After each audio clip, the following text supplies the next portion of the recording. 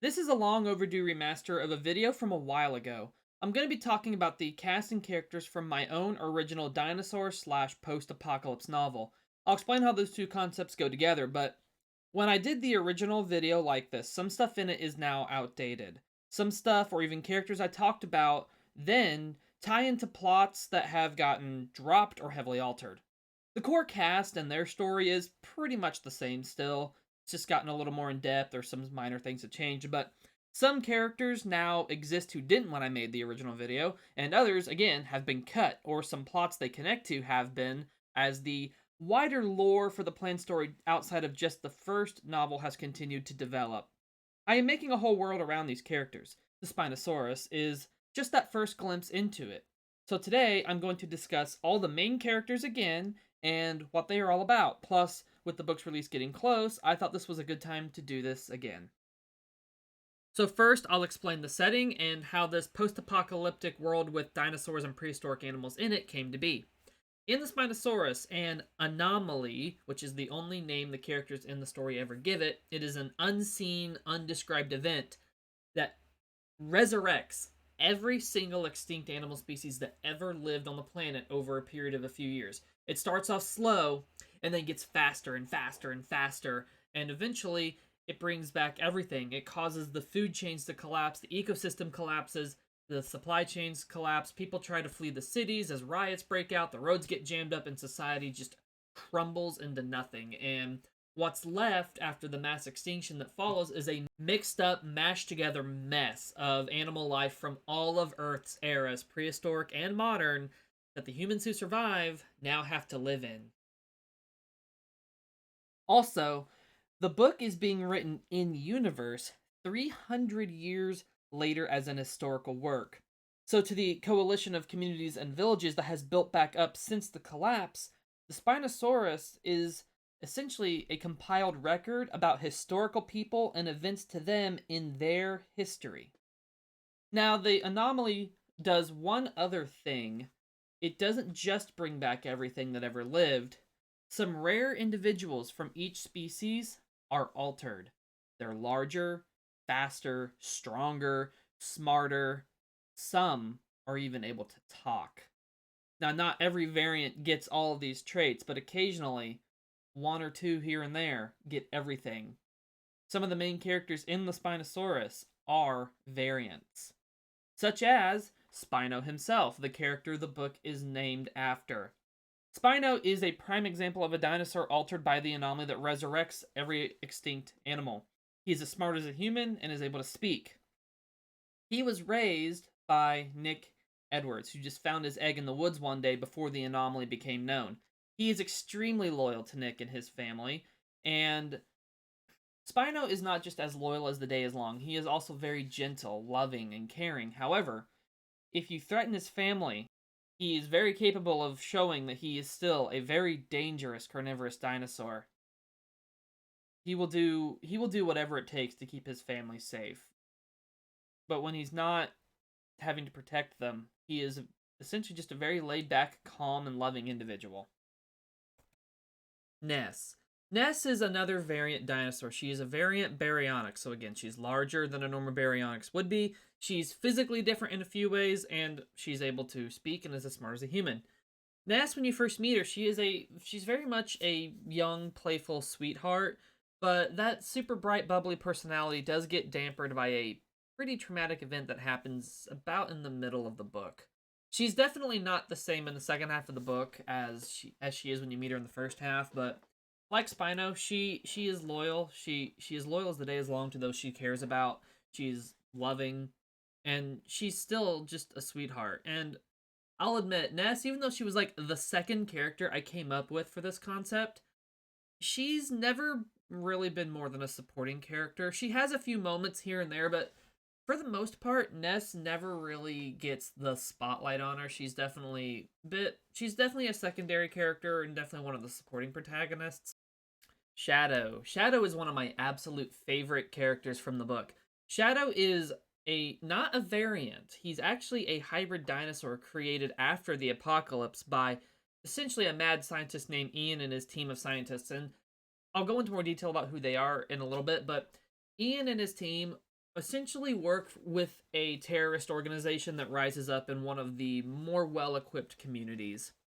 So due to being locked up in a prison cell for 7 years straight, Shadow has anger issues. He has a hard time controlling his anger, and especially if if something, even if he's just perceiving it as a threat towards someone he cares about, it might be enough to send him over the edge and just make him see red. But on the flip side, Shadow's personality is actually not too far off from Spino's. They have very similar traits to them, and Shadow in particular has loyalty. Shadow is very, very loyal, if a bit clingy to those he care about. But again, that comes from him being locked in a cell for 7 years. So in terms of his appearance, Shadow is a theropod. He has Dunkleosteus armor all over his body, which essentially makes him bulletproof. And again, he was made to be a weapon, so you kind of need that. He's very strong, very durable. He's fast. He has raptor sickle claws on his feet. He has large claws on his fingers. He also has 2 thumbs. He has Stegosaurus thagomizers on his tail, Spinosaurus sail on his back, Dilophosaurus crests on his head, and he's able to walk comfortably upright on his hind legs or down on all fours because his arms are long enough. And again, like some of the rare variants the anomaly created, Shadow's as smart as a human. He can speak, and since he was made from the variant's DNA, that was not a coincidence. That was done intentionally. Now, I did write some passages that ultimately got cut, but they kind of talked about Ian's first experiments before he successfully got it right with Shadow.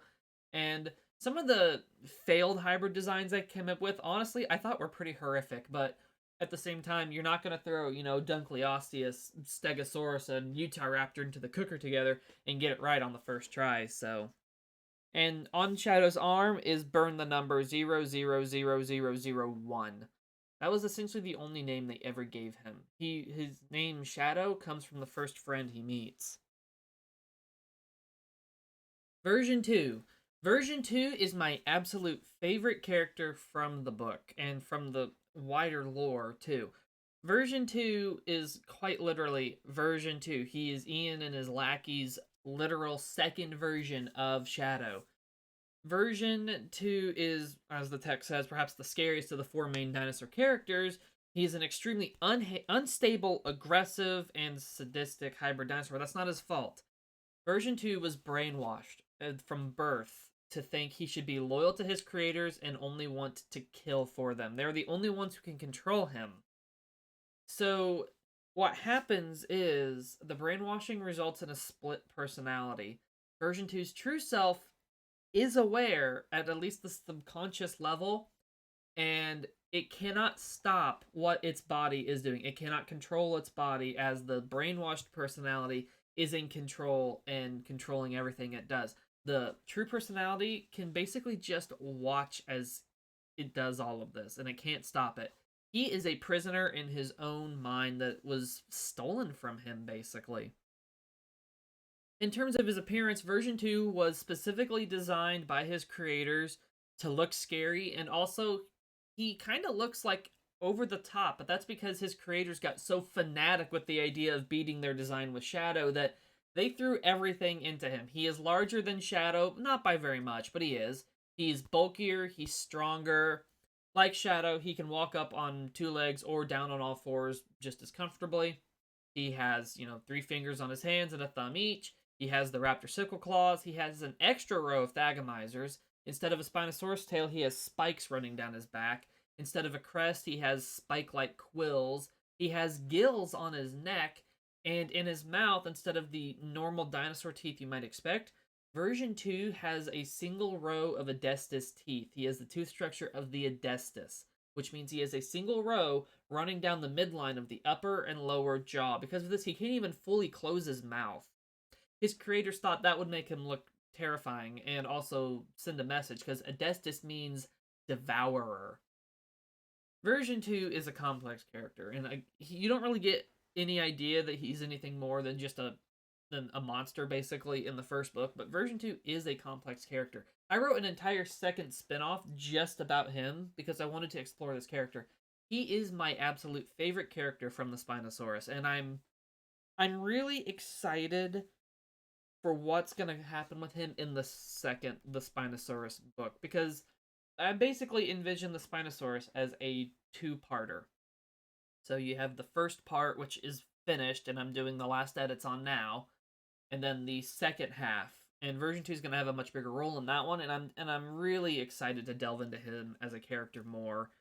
And like Shadow, he has a number burned onto his arm. His identification number is 00002.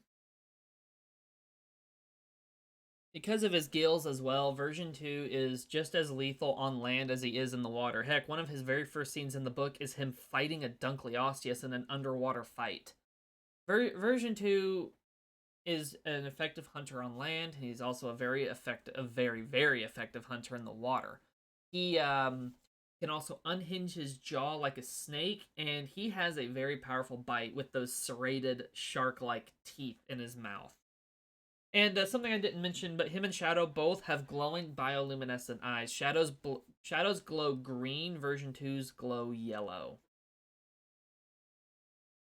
Version 3, as the text says, question mark, question mark, question mark. He doesn't actually physically appear in the first book. His existence is confirmed. You know he's out there somewhere, but he doesn't physically appear. But I haven't exactly been keeping his design a secret. If you've seen the concept art videos, you know what he looks like, and I have it on screen too. I haven't been keeping his design a secret, but the only hint you get in the first book to his appearance is that he is a complete redesign, and I'm going to be a little behind the scenes here. The reason he didn't physically appear in the first book is because I hadn't decided yet exactly how I was going to put him in the story. So I decided to keep his appearance. I decided to keep him basically a kind of mysterious element you don't know about, and then the next time he comes up in the second book is when we'll actually learn what he's all about. All you get in the first book is that he is a complete redesign, and as you can see from the art, he looks nothing like version 1 and version 2, aka Shadow in version 2. Snowflake, really minor character in the first book. She'll have a much bigger role in the second one, but she's an albino Suchomimus. Like I said, only minor cameo in the first book, but she is essentially Shadow's love interest. Alright, let's finally talk about some human characters. Nick Edwards. To the Coalition's historians and the Coalition in general, 300 years later, writing this book in universe, Nick Edwards is one of the most important historical characters to them. Nick is almost looked at with a bit of reverence. Like, you know the way some people see the founding fathers in the United States, for example, with a bit of, like, reverence? That's how they see Nick. Nick is a very important historical character to them because he essentially was the first one to push for the scattered communities in Ohio to form together as one united set of communities that traded together, had mutual protection agreements, and all that other stuff. Nick is the one who started that. And Nick started that very early on, too. But a little bit of Nick's story. Nick was studying animal biology in college when the world collapsed due to the pressures of the anomaly. And a few years before this, while out walking in the forest, he actually found a mysterious egg on a log. It was much too big to have been laid by anything in Ohio, so after a few days, he decided it was abandoned. He took it home, and Spino hatched from it, and Nick raised him. And Spino is his... And then he learned Spino could talk, and Spino became his best friend, and Spino became his loyal guardian, and when the effects of the anomaly started becoming obvious, they set out on the road together after the collapse, and eventually found one of the communities, helped them fight against a raiding band of marauders who rode implied to be variant Utah raptors around, called the Dino Riders, and essentially he became the leader through trial by fire. But yeah, Spino is Nick's best friend. He's always there at his side, and Nick is... he cares. He cares a whole lot. Nick... there's times in the book where you may think he's being a bit short with people, but honestly, it's just the pressure getting to him. He was not anyone who was prepared to be in a role like this, and now he's the leader of a community in a post-apocalyptic world. So he's definitely he almost always has pressure on his shoulders, but he is a good person. Nick is a really good person, and he's trying to do the best he can for the people who trusted him enough to lead them, in this dinosaur overrun apocalyptic world, basically. And keep in mind as well, a majority of the prehistoric animals that they encounter are not variants. So if you were to encounter, say, a pack of raptors out on the road, there's a higher chance than there's not that these are not variants, and they may very well try to hunt you. Susan Edwards, she is Nick's wife, and she's not a helpless person. She is a pretty strong person, especially in her own way. She's very smart when it comes to being able to help out as one of the um, nurses and then even doctors for the community. She can fight if she has to. Susan, it does fight a few times in the book. She is a capable, strong person, and she cares very deeply for Nick and their daughter, Mabel. If there's one flaw that Susan has, though, it's sometimes she's overprotective. And you may think in a post apocalyptic world overrun with prehistoric animals from all eras, is that a bad thing? It can be, because it actually does cause a pretty major rift in the family. If you've listened to the chapters I've narrated here on YouTube, you know what I'm talking about. If the mama bear comes out, the mama bear does what the mama bear wants, and it doesn't listen to any reason. So, but Susan, she cares. She does love Nick. She loves Mabel, and she wants the best world for Mabel to grow up in as they can possibly have. That's really her driving force. She wants her child to be safe. Mabel is the kind of kid who would have loved Jurassic Park. I'm just gonna say that. Spino is her absolute best friend, and with both of her parents being rather important and busy people in the community, Spino basically helps raise her. He is her big brother, but he watches her every day, and they go on these little adventures together, and they have a really deep, very special bond. Spino would do anything for any of his family, but Mabel, he goes above. I guess I can't say he goes above and beyond to protect her. He would do that for anyone. He would die for any of them, but you get what I mean. Spino adores Mabel and would do anything for her, even die for her. And they do have some moments in the books where that bond is tested, but it's they're siblings basically, and they love each other as siblings. They are best friends, as you can be. And Mabel is she's not like her father, who was thrown into a leadership position because of a war. Mabel is not even in a leadership position when she grows up, but she does prove, I'll just say this, she does prove she is her father's daughter. And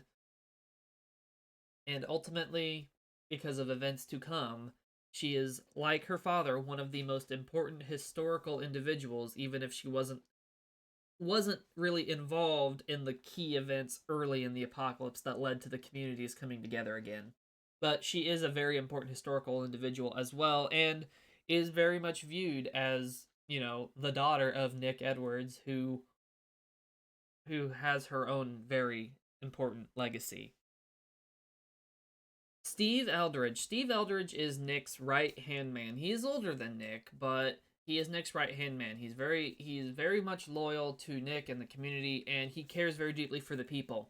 He feels like he has something to make up for as well, because early in the apocalypse, he, his wife, and they had several kids in the house. Their biological children, an adopted son, an adopted child, and a cousin who was living with them. He and his wife, as the stresses of the collapse were starting to get to them, he walked out, broke into a bar, and spent the night drinking. And when he came back, the house was destroyed and there was just blood left. He feels like he has a lot to make up for because he wasn't there when his family needed him the most. He is also a very important character when it comes to the historical relevance for the book being written in universe. He is one of the ones who helps, alongside Nick and the other leaders, found the United Communities of Ohio. So he's a man who feels like he has a lot to make up for, and he, in the present, he tries to avoid alcohol because he knows it won't help the situation, but he does have a secret stash in his house. And there are times in the book when he reaches an emotional breaking point and he cracks the bottles open again. He hopes that there is some of his family are still out there and that he may one day find them. But yeah, he definitely is one of the I like this character. I like this character, and I'm looking forward to seeing what people think of this character for sure. All right, I'm not going through all of the characters, especially the minor ones. I'm kind of just going to hit the big hitters. So let's talk an antagonist. Let's talk Carl Newton. Carl Newton was a serial killer who was never caught. And due to his own ability to play the long game and be smart and have um, a way with words, you could say, he was able to talk and then coup his way into power in the community that's not one of the United Communities. It's another independent group called the Patriots. And that wasn't enough for his ego. So even though they just have a section of a city walled off, he orders them to change their name from Patriots, which they, it was like a morale boosting name, like we're going to build back just like they did before in the Revolution. He orders them to change it to Patriot States of America. They literally live in part of a city that is walled off, but Patriots alone doesn't suit his ego. Carl now leads the military arm of them, and he leads ones who he knows are not going to say anything out into the world. They find other communities and they forcefully subjugate them through violence, sap all of their resources until there's nothing left, and then they kill them all and move on. The Patriots military branch is very well stocked, very well equipped, and very large. The Patriots population as a whole is bigger than the United Communities all put together. Now, eventually, they do find the United Communities, and this is one of the darkest, most moments that push the characters to their limits storylines of the entire book. The United Communities Patriots War is like the thing that occurs in the dead center of the book, and it has massive ramifications throughout the rest of the story. The the Patriots push the main characters to their absolute emotional breaking points, and Ian and his lackeys are allied with Carl. They are in the same community. Carl and Ian are secretly working together. Carl is bringing him specimens to experiment on for his hybrids, and eventually the true Patriots arise from the Patriots, from the extremists in the Patriots after the war ends. But yeah, Carl, never caught serial killer, and in a post-apocalyptic world without any laws, he is having the absolute time of his life, especially with the position he has gotten himself into. And another thing worth mentioning, the non-military citizens of the community he provides for are oblivious to what he is doing outside of the wall. They all love him. They think he is one of the best, leaders and bravest guys ever, when in reality he's out there abusing and torturing less powerful communities and bringing them their resources, saying that they got it through fair trade with those groups. Ian, unlike some of his lackeys he takes outside of the walls with him, Ian is Carl's true closest ally, and the only one who is privy to Ian's most personal projects.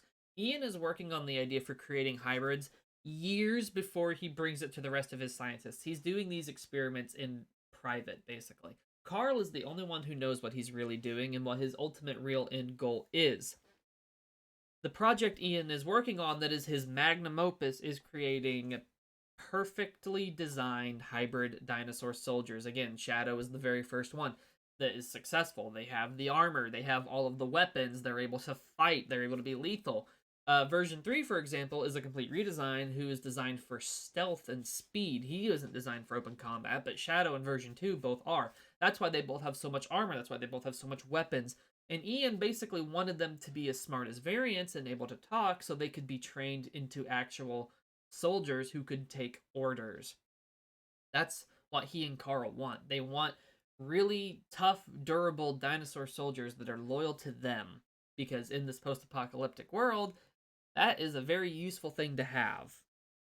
In the apocalypse, with so many once extinct animal species, at his fingertips, Ian is a kid in a candy store. He is a mad scientist. He thought before the apocalypse that ethical laws kept science from being able to really march forward and progress. And now that he's in an apocalypse without any ethical laws, and he's in a place that lets him be able to do these experiments, he is pushing forward, and let's just say, his experiments are not ethical in the slightest. Ian is a pretty horrific and depraved individual at the end of the day. However, he is brilliant. He does create these hybrid dinosaurs, so but the way he got there is horrifying.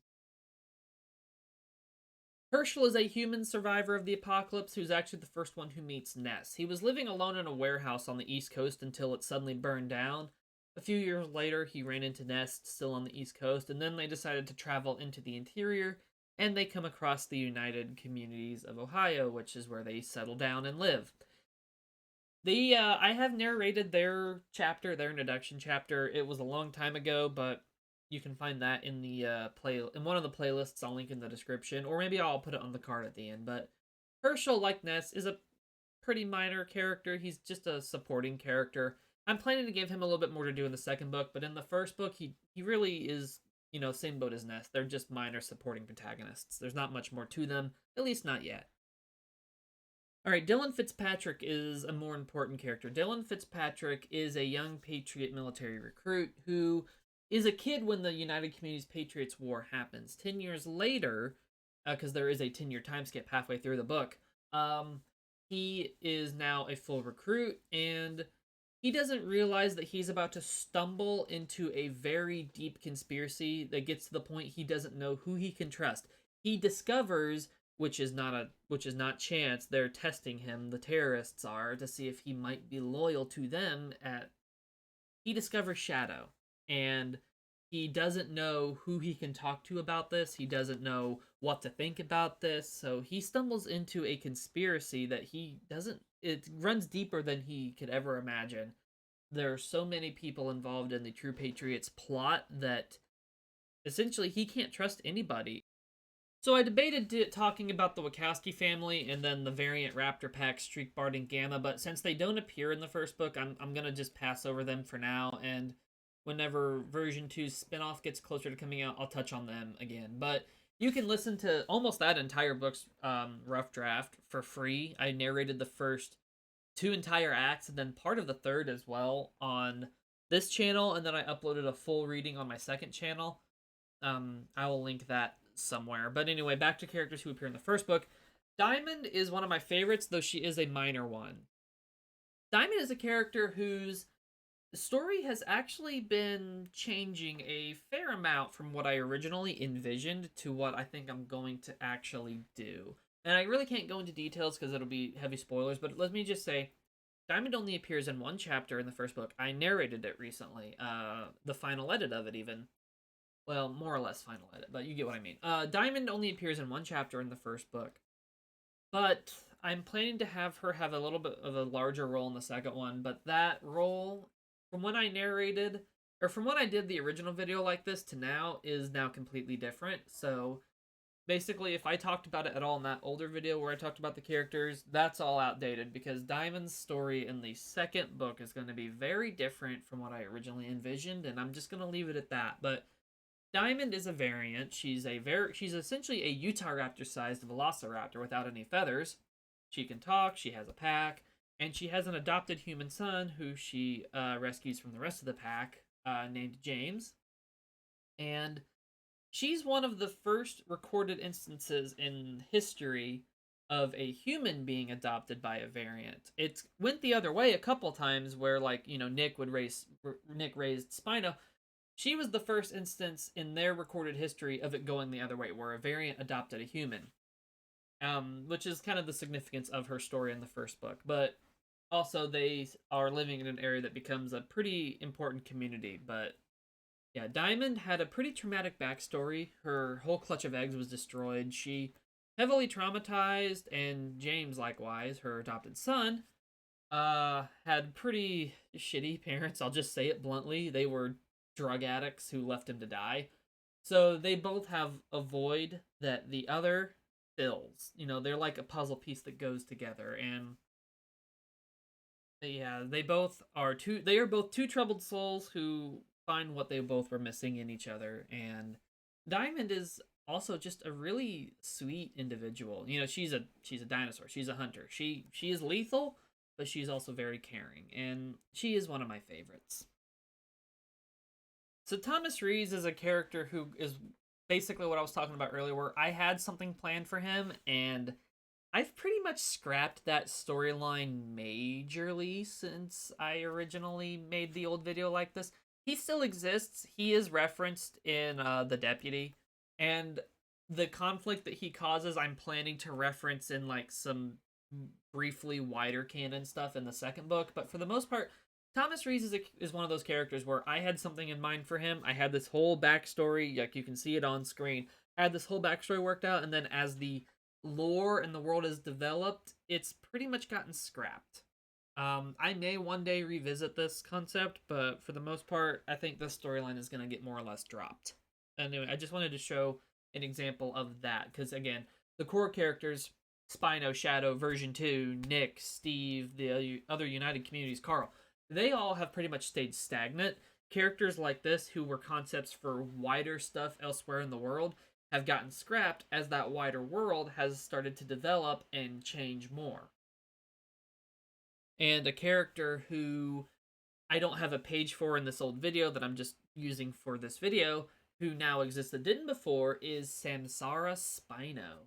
Spinosaurus Spino lives 300 years later, because I'm actually planning, after the Spinosaurus, instead of exploring more stuff in that time period, I'm planning to jump to that time period 300 years later. I have a lot of characters in mind for that, and I honestly think that's the direction I'm going to go now. So, Spinosaurus Spino is a Spinosaurus who looks almost identical to Spino, except his eyes are purple. He maybe or maybe doesn't have spikes. As you can see from the art on screen, I have two versions of his design. But he fully believes he is the reincarnation of Spino, and he is an antagonist. I envision his first scene being attacking like three of the main characters and maybe killing one of them to show just this is not a protagonist. He is not Spino. He is a perverted imitation of Spino. He thinks he's Spino reincarnated, but if anything, he is spitting on everything Spino was.